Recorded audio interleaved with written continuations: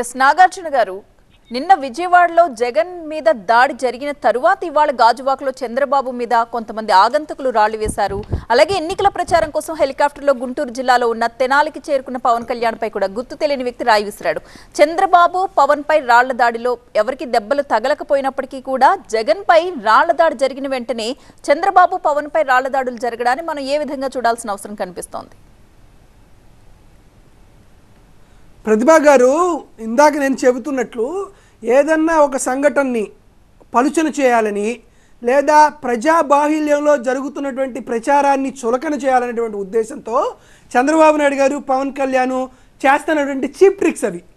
YSR Congress party ఏ రోజు కూడా ఎవరిని భౌతిక దాడులకి ఉసుగొల్పాలనేటువంటి ప్రయత్నాలు చేయలే. పవన్ కళ్యాణ్ కానీ చంద్రబాబు నాయుడు గారిని గడిచిన 5 ఏళ్లుగా ఎన్నోసార్లు జగన్మోహన్ రెడ్డి గారి పైన వైఎస్ఆర్ కాంగ్రెస్ పార్టీ శ్రేణుల పైన తమ స్థాయికి మించి, తమ పరిధికి మించి, తన శక్తికి మించి ఎన్నో రకాలైనటువంటి చీప్ విమర్శలు కూడా చేశారు. ముఖ్యంగా పవన్ కళ్యాణ్ అయితే ఒక వీధి రౌడీలాగా బిహేవ్ చేసినట్టు, తెలుగు సినిమాలో ఒక పర్వర్టెడ్ జోకర్ బిహేవ్ చేసినట్టు, రా తన్నుకుందాం, చూసుకుందాం, హాకీ స్టిక్కులు తెచ్చుకుందాం, నువ్వెంత నేనెంత అదప్పాలనికి తొక్కేస్తా అని ఎన్నో రకాల విమర్శలు చేసినప్పుడు కూడా వైఎస్ఆర్ కాంగ్రెస్ పార్టీ శ్రేణులు సంయమనం పాటించారు. ఈరోజు జగన్మోహన్ రెడ్డి గారి పైన దాడి జరిగింది మన కళ్ళకి కనపడుతూ వీడియో ప్రూఫ్లు, ఆడియో ప్రూఫ్లతో సహా అన్ని రకాలైనటువంటి మీడియా ఛానళ్ళ లైవ్ టెలికాస్ట్లో జరిగింది. చాలామంది అక్కడ ఉన్నటువంటి అభిమానులు, ప్రజలు కూడా వీడియో కెమెరాలో బంధించడం జరిగింది.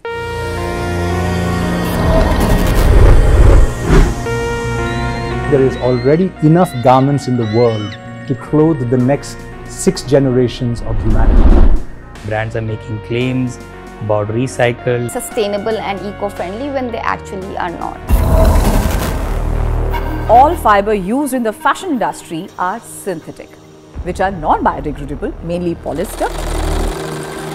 And now we are buying clothes every single day.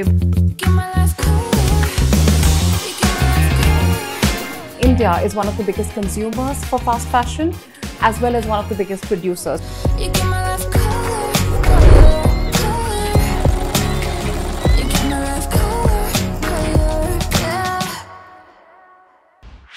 This and more.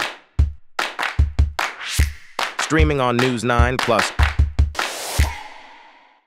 ఎప్పుడైనా సరే ఒకరిపైన దాడి జరిగినప్పుడు వారు మనకు తెలిసినా తెలియకపోయినా, వారికి మనకు మిత్రులైనా శత్రువులైనా వారిని అయ్యో పాపం అంటాం. ఇది మానవత్వానికి సంబంధించిన విషయం. అలాంటి దెబ్బ జరిగితే జరగకుండా ఉండాల్సిందని అనుకుంటాం. ఇది అందరికీ సంబంధించినటువంటి సంస్కారం, సభ్యతకి సంబంధించిన విషయం. ఇప్పుడు జగన్మోహన్ రెడ్డి గారి పైన దాడి జరిగిన తర్వాత అయ్యో పాపం అన్నంత వరకు ఓకే. కానీ జగన్మోహన్ రెడ్డి గారే తనకు తాను ఇది చేసుకున్నారు. జగన్మోహన్ రెడ్డి గారు ఒక కమల్ హాసను, జగన్మోహన్ రెడ్డి గారు ఒక డ్రామా వేస్తున్నారు. తనే కావాలని గురి చూపించుకొని తన మీదకు రాయి విసిరేసుకున్నాడు. ఇటువంటి బి గ్రేడ్ విమర్శలు పవన్ కళ్యాణ్ చేశారు. ఇక్కడ జనాల్లో వాళ్ళు చులకనయ్యారు.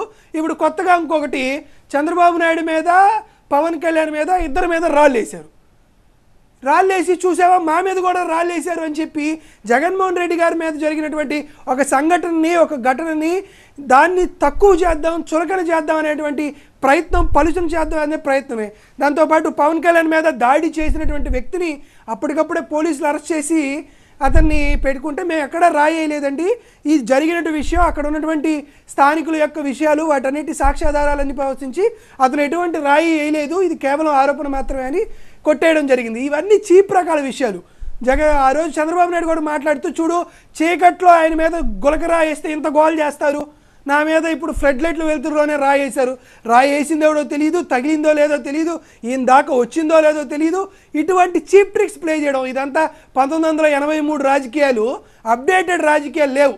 ఇంకా ఈనాడు టైం రాజకీయాలు చేస్తున్నారు. ఇది ఇంటర్నెట్ టైం రాజకీయం. అందరూ అప్గ్రేడ్ అయ్యారు, అందరికీ తెలివితేటలు ఉన్నాయి, అందరూ రాజకీయ చైతన్యవంతులు అయ్యారు. కాబట్టి చంద్రబాబు నాయుడు చేసేటువంటి ఈ చీప్ ట్రిక్స్, మా మీద కూడా రాళ్ళు పడ్డాయి, మమ్మల్ని కూడా తిడుతున్నారని, ఏదో జరిగినటువంటి సంఘటనని పలుచన చేయాలా, తక్కువ చేయాలనేటువంటి చంద్రబాబు నాయుడు గారి మాటలు విశ్వసించేటువంటి వ్యక్తులు, ప్రజలు ఎవరు లేరనేది మాత్రం మీకు మరొకసారి తెలియజేస్తున్నా.